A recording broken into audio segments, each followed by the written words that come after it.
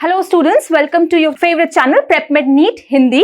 तो आज जिस टॉपिक के साथ हम आए हैं दैट इज पेडिग्री, जिसमें बच्चों को बहुत कंफ्यूजन होता है, बहुत डिफिकल्टीज होता है, but with the correct tips, tricks and concept everything is in your hand.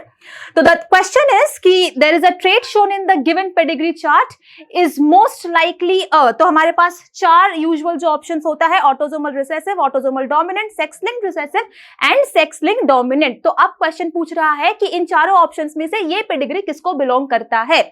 तो अब अगर हम एक एक करके सबको एनालाइज करें, अगर हम बोलते हैं कि ये ऑटोसोमल है या सेक्स लिंक्ड है, तो पहले तो तुम देख लो कि अगर इसका डिस्ट्रीब्यूशन मेल और फीमेल्स में इक्वल फ्रीक्वेंसी में हो रहा है तो it can not be sex linked, it will be autosomal.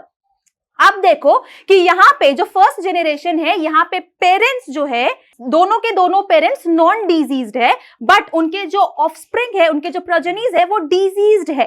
तो यहाँ पे ही तुम यहाँ पे डोमिनेंट, ऑटोसोमल डोमिनेंट यहीं से क्रॉस आउट हो जाता है, क्योंकि अगर प्रोजेनीज में डीजी है, उनके पेरेंट में डीजी होना ही पड़ेगा। अगर पेरेंट नॉन डिजीज्ड है एंड ऑफस्प्रिंग्स डिजीज्ड है, दैट मींस वहां पर स्किप ऑफ जेनरेशन हो रहा है, वहां पर autosomal dominant is out of question. Autosomal dominant तो नहीं होगा। अच्छा, तो अगर ये डोमिनेंट नहीं है मतलब कि ये एक रिसेसिव डिसऑर्डर है। अब रिसेसिव में तुम्हारे पास दो केस है।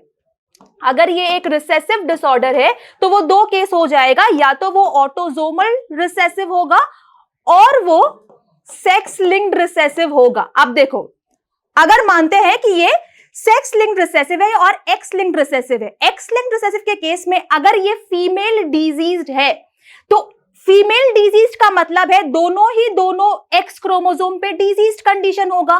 दोनों एक्स क्रोमोसोम पे डिजीज कंडीशन होने का मतलब है जो इसका मेल पेरेंट है उसको भी डीजी होना चाहिए था, बट यहां तो मेल पेरेंट में कोई डीजी नहीं है। इसका मतलब एक्स लिंक्ड रिसेसिव और डोमिनेंट तो पहले ही क्रॉस हो गया था, एक्स लिंक्ड रिसेसिव भी क्रॉस हो गया, एक्स लिंक्ड डोमिनेंट भी क्रॉस हो गया। जो तुम्हारे पास कंडीशन बचता है that is only autosomal recessive, जिसको हम प्रूव भी कर सकते हैं।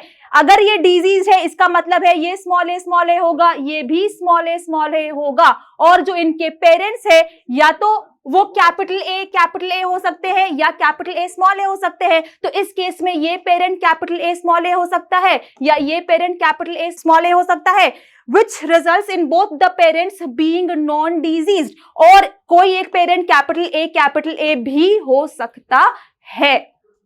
बट अगर कैपिटल ए वाला कंडीशन लेंगे तो गैमीट फॉर्मेशन के टाइम कैपिटल ए तो डेफिनेटली एक ऑफस्प्रिंग के पास जाएगा। अगर कैपिटल ए गया तो कोई भी ऑफस्प्रिंग डिजीज नहीं होगा, तो ये कंडीशन वापस क्रॉस हो गया।